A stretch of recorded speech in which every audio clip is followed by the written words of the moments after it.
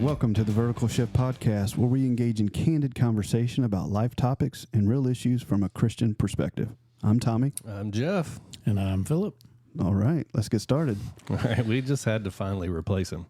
You know what I mean? Yeah, I mean, who are you talking about? See, that's not it. That is it. That was it. It's that Yeah, that's right. one. Got them all. You got to turn the... How do you turn it? Hey, yeah. come What on. are we going Yes. to replace him?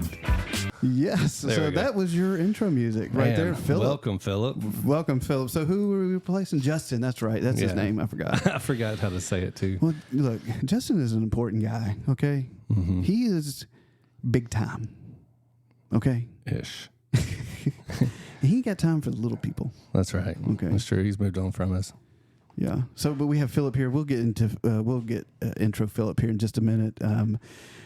Couple unfortunate things about Phillip we'll learn here pretty quickly. Very quickly. Yeah, and we may lose a listener or two, which would be 50% of our audience. So This is true. I don't This know is if true. we might want to rethink this. Yeah. But we are in March Madness. We are. Am I, overmodulating? I don't know what that Microphone sounds means. loud. We need Justin here because he's a technical person. Overmodulating? No. You're not very You're technical. just a very loud person. So we are in March Madness. And it's been pretty mad, if you ask me. What do you think, Phillip? I think it's been pretty great so far. Yeah. Oh, Lord. Yeah. His team got the cakewalk to the Final Four. My team earned the number one They seed earned cakewalk. the cakewalk. That's right. But you did admit it's a cakewalk. Thank you. You did. Golly. It is hard to be the number one team in the best conference. It's Best conference? Yes. It's unfortunate that they'll be known for the team that made it to the Final Four. That's it. I mean, because, I mean, you know, we're going to be talking about a Duke, Florida final. I mean, it's coming. So being tell me, real, probably. So tell us, Phillip, why are you an Auburn fan? So, growing up, my dad wasn't in the picture, but my best friend's dad was kind of like my male role model. He graduated from Auburn, and so he used to take us to games all the time. So it was just kind of natural. There's nothing natural about being an Auburn fan. Well, I just want to say, though, that, Jeff, you and I are laughing and joking and jovial on the same team here, but I'm not an Alabama fan either. Not. So let's just make You're that not. clear. And no one's an LSU fan, right? We can all agree Thank on that. you. Other Phillip, than like the thank 110,000 that go to the stadium every year. I mean, It's terrible. whatever. It's because they can't make it out of the state. Okay. Ask Tommy why he's an LSU fan. Well, I'm married into it. I'm married into Do I it. talk like? Do I sound like Yeah. that? I'm married into it. See? It's just like it. That's usually something the women say. Right? Well, when you marry Cajun, when you marry Cajun, Burn. yeah. I like that. But on basketball, you know, what are you looking for? Nothing. In basketball, I am an LSU fan in basketball. But did you record me sleeping? but you know, like the Shaquille O'Neal days. I mean, let's not forget who, you know, LSU has really produced some major stars. I mean, like In Auburn, Shaquille O'Neal. One. I mean, he's pretty One. major. You accidentally put the S in star. Shaquille's. No, there's others. There's others. Phillip, There's you're welcome back anytime. Pistol Pete, didn't he go to LSU? He did. Okay. He did. I mean, he's He pretty. did. He's pretty well known. That was pre 3-point line. You can't really count that. Okay. Well, I mean, who came from Auburn? Charles Barkley.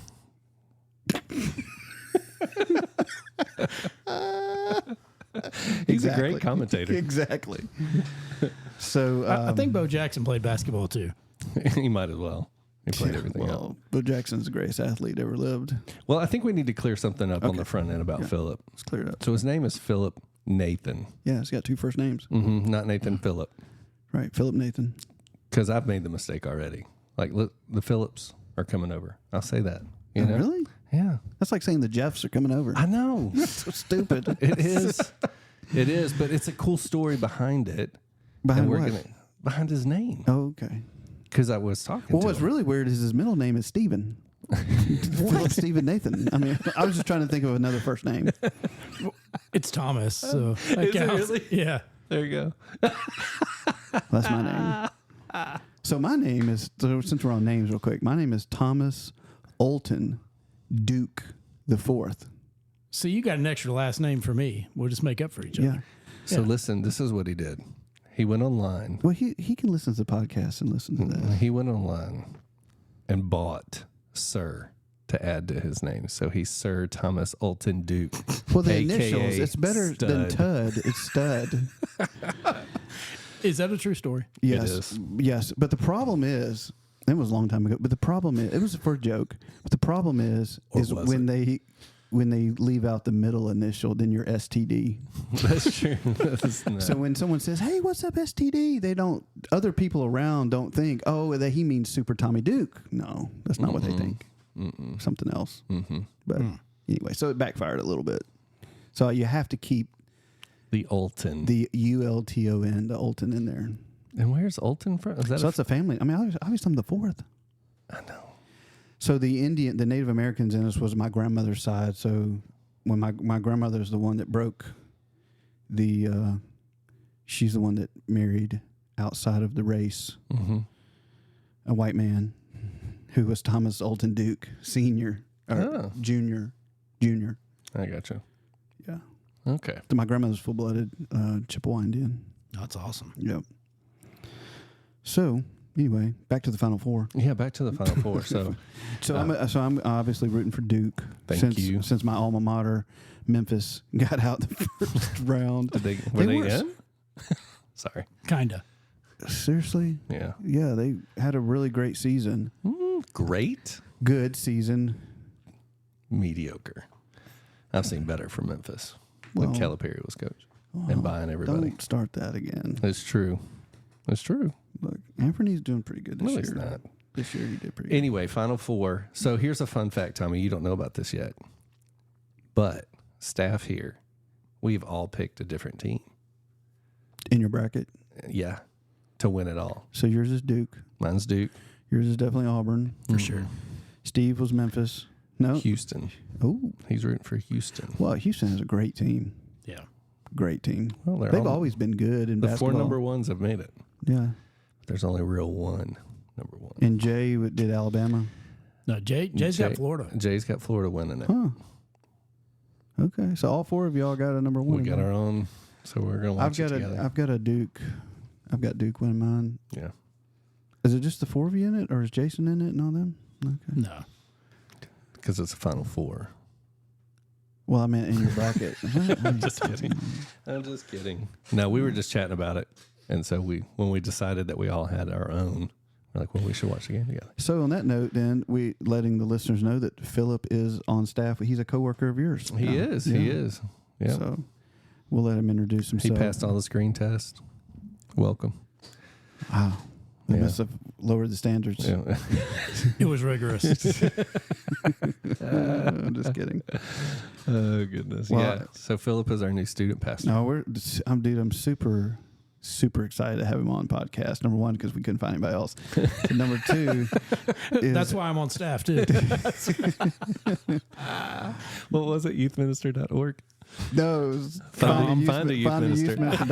Hireayouthpastor.com. Yeah, it's kind of like next to Farmer Wants a Wife or something. We went there first. Farmers Only. We went there first. Hire a youth minister or pastor.com. Yeah, All right. absolutely. Well, no, I'm really, dude, I'm telling you. I kind of wish I didn't know the story. Right. I mean, I just learned, your story, obviously, Phillip, coming out of our men's group session. But wow, I want to hear it again.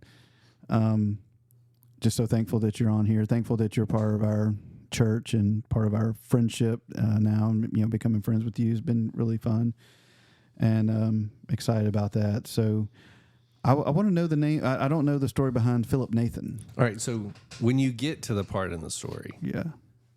where this comes from, share it then. Okay. Because Yeah. I just think it'll add more. Yeah, probably so. It give away part of the story early. Correct. If we went with it now. Correct. So I'm not going to give anything away or anything, but I just kind of want to preface this with I was blown away, and in a good way. Isn't that weird to say when you hear a story that Well, it's bragging on God and what he does. Exactly. I mean, but this is the experiences and the things that have happened have equipped you to deal with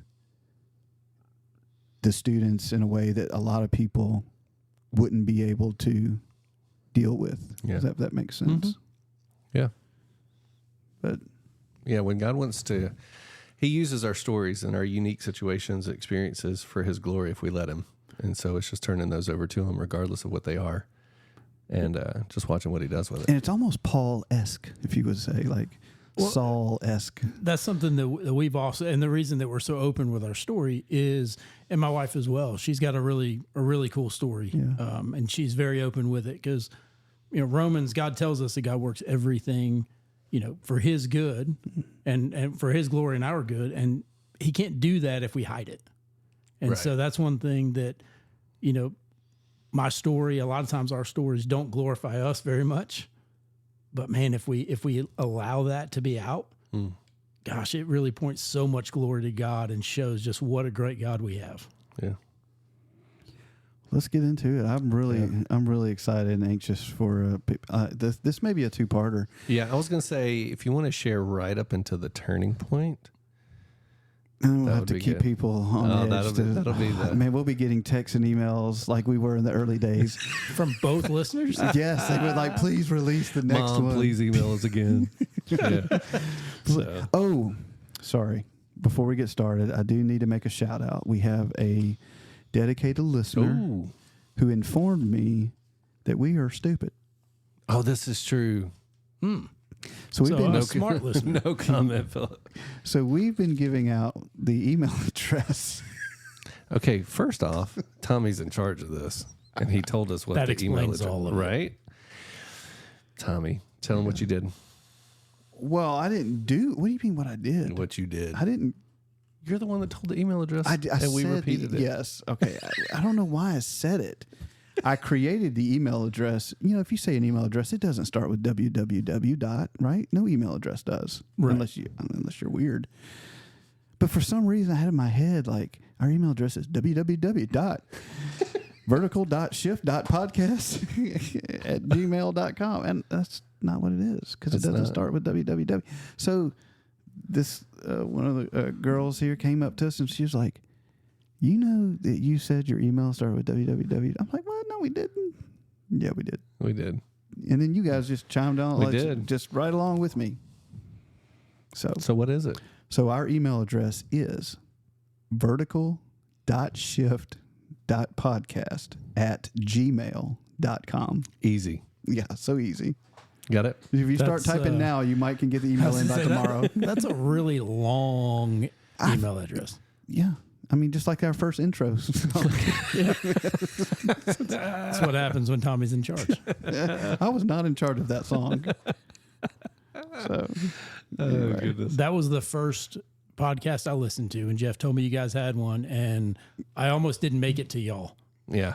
Same. It's crazy. I almost didn't make it to us when we listened to it back. I'm like, what is going on? Yeah. I sat down with my family and we were all excited and played it. And they just kind of looked at me and the smiles just faded to like, is this it?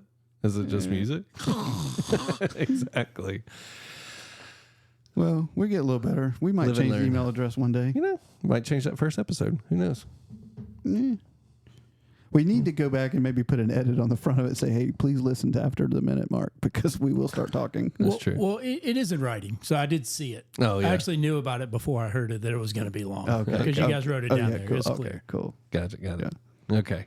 Well, speaking of going long, let's not do that. So, Phillip, we love stories. We love to hear people's story, their transformation story. So, man, tell us where you're from and how your story starts. So, get rolling.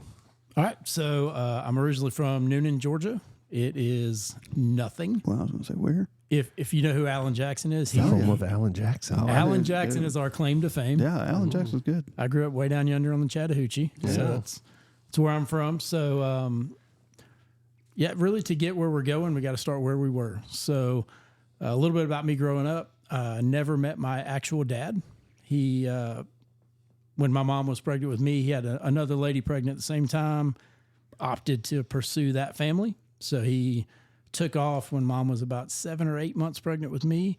So I've never actually seen him. I've seen a picture of him, and I look a lot like him, but never talked to him, never seen him even still. And you're the youngest of 4, right? I'm the youngest of 4. Okay. So I have an older brother, 9 years older, a sister 3 years older, and then one that's 2 years older. And then I'm the baby. Those 3 have the same father? So my brother has a different dad. His dad actually was killed on a motorcycle when my brother was 1. So, Okay. so he has a different dad. Me and my sisters have the same same dad. Gotcha. Okay, go ahead. So never met dad. Mom remarried when I was somewhere before I was 1. So I had a guy that I thought was my dad. I called him Dad. He looked a lot like me, so obviously my mom has a type. So thought he was my dad. He, at times, was a really great guy. He had drug and alcohol addiction in his past. He had gotten in a car accident when I was about 2, nothing super major, but had some injuries that kind of brought him back into the drug and the alcohol world. So those things kind of got reintroduced to him, kind of came back full force on his life. When he was using, totally different guy. That guy became more and more and more prevalent for us as he, addiction, as it usually does, just gets worse, not better. Yeah. He was a very abusive guy, very physically abusive. Thankfully, only to my brother and I. Never touched mom, never touched my sisters. But as my brother got older, he was 9 years older, he got bigger. And, for a bully, a bigger target's not an easy target, but maybe in the younger one was kind of an easier target. So a lot of trips to the hospital with a lot of stories about what happened growing up. And I say those things not to get the, oh, woe is me, poor little Phillip story. I say those because it's important to kind of understand the perspective that gave me. Why I take being a dad so seriously now, because the parents that we have directly influence our view of God. 100%. And so both of those experiences really gave me a perverted image of who God was. Mom always took me to church. I always believed there was a God, that the God of the Bible, I believe that was the God that existed, but I just didn't like him because I saw him in light of these 2 other men, one who was super distant and was just kind of like, I just don't really care to be involved. And then one who got involved, but when he got involved, it was just punishment. Right. And that was kind of, it almost felt as if I relish in the punishment. And so I view God that way, that he was always mad at me. Like he was looking to punish me. And so I had this really twisted view of who God was. And I thought, well, you don't like me, so I'm just going to not like you back. Right. I mean, I'm a kid. That's a natural response for a kid. I think that's a really, just as you're saying that, it really clicks with me. I've never put it in those words. But how true that is when we think about our parents and how that would mold our view of God, and then a reflection of, okay, well, how are we being a parent to our kids? Because I can tell you what you just said resonates with me 100% because of my upbringing, the way my father was. I didn't want anything to do with God because of the way he was. And wow, that's just, yeah. I'll highlight that. That's good stuff. All right. Yeah.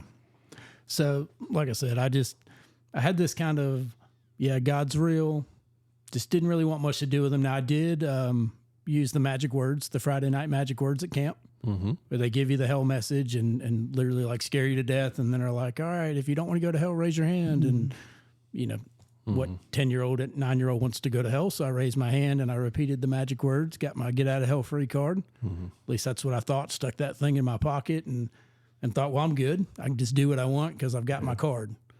So just kind of kept on, didn't really want anything to do with God. Played church, was real good at that. Knew Jesus was always a Sunday school answer, knew the stories. Eventually, you were how old at this time? When I said the magic words, about 9. Okay. So around 9. Then when I was 10, actually things got better at home. Mom finally left my stepdad. We're in a small apartment across town. My brother was working, helping mom pay the bills, doing some of those things. And actually, we didn't have very much, but like life was actually good. Because your brother is, what, 18 at this time? 17 or 18, right? Yeah, he was 18. Yeah. So things were, even though we didn't have much, like we were just happy.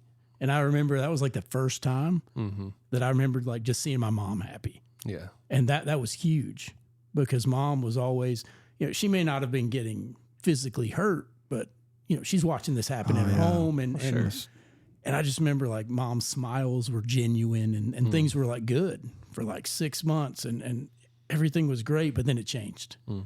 And so about 6 months into this, my mom's actually, she's out of town. Me and my younger of the two sisters were staying with my Uncle Joe, and my brother was staying around, he's 18. He was staying back home, and then my other sister in town with her friend. And coming home one night from a friend's house, my brother, he was killed in a car accident. So we all get different versions of the story depending on our age, and we're all headed back home. And so we get back. Obviously, it's chaos. I mean, Wow, can't imagine. it's just all the family, the aunts, the uncles, grandparents, everybody's there. It's super chaotic. And, somebody told me this one time, and if you ever had this experience, it'll resonate with you. When you lose a sibling, you lose a parent. No judgment, because I hope I never know. I hope I never have to experience that feeling, but, they're never the same. That mom that I saw for 6 months with the smiles, I haven't seen her since. Yeah. Things were just different. I remember, just that experience, and we were listening, me and my one sister, we were listening to eavesdropping on conversations, because that's what kids do. And we heard mom talking to my uncle and just kind of going through just the hysterics of finding all these things out. And she makes a comment, why couldn't it have been the other one? She was talking about me.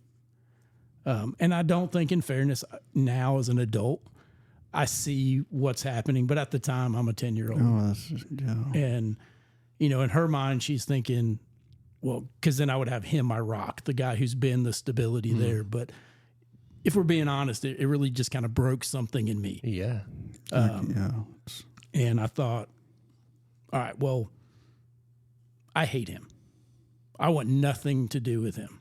If that's how she feels about me, then for some reason I projected that on my brother who had just died. And here I am at 10, supposed to be devastated about this. And instead I'm just angry. And I decided, well, whatever he was, I'm going to be the opposite. Well, the thing is, he was awesome, right? He was a great kid, super involved in church. He was actually enrolled in seminary. This was in June. That fall, he was supposed to go to seminary. He wanted to be a pastor. So I thought, well, good. I will be the exact opposite. I went to church because I had to. I chose the one with the cute girls because naturally I was a middle and high school kid. So I chose the one with the cute girls, but I showed up out of obligation because I had to, but I wanted nothing to do with any of it. So early on in having a lot of this emptiness that came from that experience with my brother, that came from just this void that really was God-shaped, but I didn't want God to fill, I tried anything and everything to fill that. I tried relationships, girls, drugs, alcohol, popularity, sports, literally anything to make me feel valuable. Right? I wanted purpose, but I did not want God to be it. Yeah. I refused to let God be it. The problem is when it's a God-shaped hole. Yeah, nothing else fits. It actually leaves you craving more. Yeah. And so that's what I found is nothing was ever enough. And it just felt emptier and emptier and emptier. Until finally, I thought, what makes you more of a man than being a United States Marine? And so my senior year of high school, I signed up. Actually, the day I turned 18, I was a senior. I called my recruiter in town and said, I'm coming. So I graduated high school May 25th. May 27th, I was in Paris Island on some yellow footprints. A few months later, I graduated as a U.S. Marine, and I was somebody. What was your mom's take on you joining the Marines? Was she for it, excited, or indifferent? Yeah, I think for a lot of reasons she was for it. we have a history in our family of military. And so I think she was proud for that. I think she also saw the direction I was going. Right. Straighten them up. And thought maybe the discipline and the structure of the military may have been good for me. So she was extremely supportive. Gotcha. I've got 3 brother-in-laws that were all Marines. So, yeah. Yes, I that's something that military is awesome. Marines, we have like a little bigger ego about the whole brand. And so it just has this kind of pomp that you carry, whether earned or otherwise. And so I thought, now I'm somebody. And I thought, this is going to be purpose. This is going to give me validation and meaning and all those things I've been searching for. And it gave me every one of those. The problem is they didn't last, right? Because they were temporary fixes. Sure. And so what lasted for a little while, wherever I went, there I was. And all my brokenness and all my baggage and everything else, it was with me. And so I end up leaving the Marine Corps in a lot worse shape than I went in. Had a lot of baggage mentally that the Marine Corps gave me to go on top of everything else, just from, the nature of being in the military. Yeah. And so I get out, I'm drinking more. I actually was prescribed pain pills. Sorry, real quick. What was, can you share what your job was in the Marine Corps? Yeah, so I was EOD. I was bomb squad. So that would you wear the suits and go out and... Yeah, like Hurt Locker, terrible movie and terrible representation, but that is probably the best that an outside person would see of it. Yeah. Sure. So assembling and disassembling bombs, basically. Yeah, so pretty dangerous. Yes. Yeah. Never had a bad day at the office. Still have all 10 fingers. That's right. Yeah.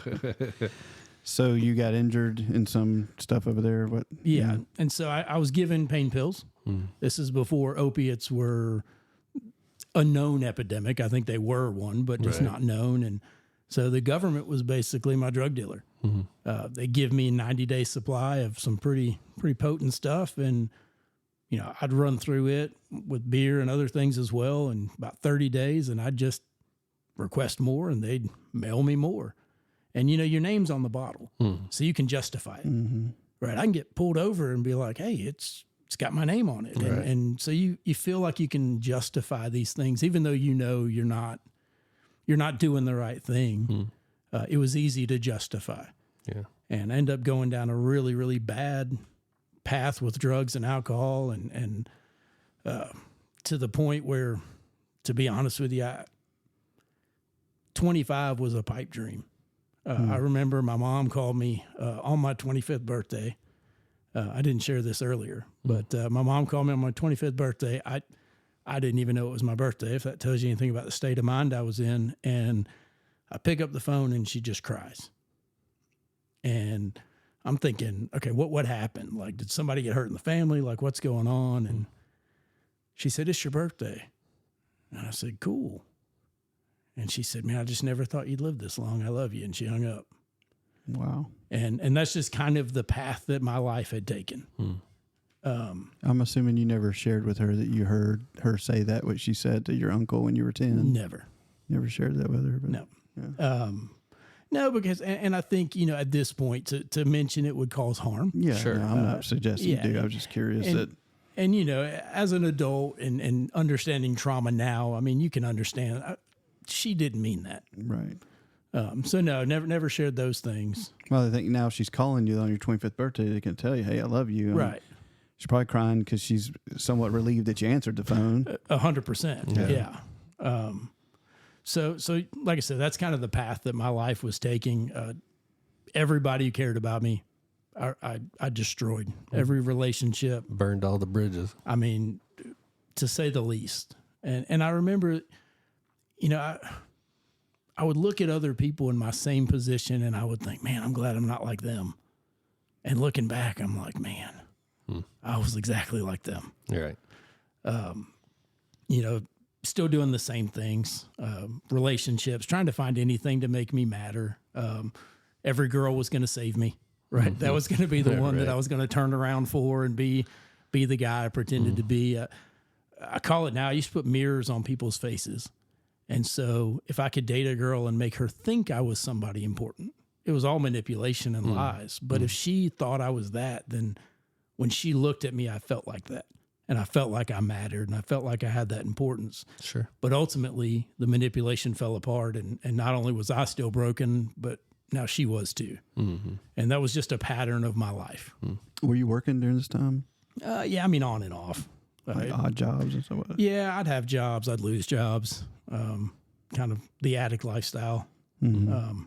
But yeah, I mean, I would do things, but nothing steady enough because who I was couldn't hold stability. I was so unstable. Yeah. So I ended up dating a girl named Amber. Things were okay. As far as she was concerned, she didn't quite know what she had gotten herself into yet. She would soon figure it out. And man, I just remember one day just got to a point where I just was so tired of trying. It was, in my mind, this was the best it was going to get. And if this was the best it was going to get, then I didn't really want any part of it. Yeah. I had tried my best in every avenue that I could try, and I just got worse. My best effort just kept breaking and breaking and breaking everything. And so I thought, we'll just check out. Yeah. I mean, I got my get out of hell free card. Right. I had that in my pocket. Right. So, God had to forgive me. I had him on a loophole with my little magic words. Right. And so yeah. I remember I wrote 5 letters. I laid them out. I was staying with a buddy because, instability with work. I couldn't afford my own place. Staying with a buddy, I wrote 5 letters to the people who I thought might care, mostly family. Ooh, and I'm going to interrupt you because that's where we're going to end this episode. What? You're going to have to tune back in to hear what the letters are about. Oh, man. Yeah, tune back in. Appreciate you guys listening.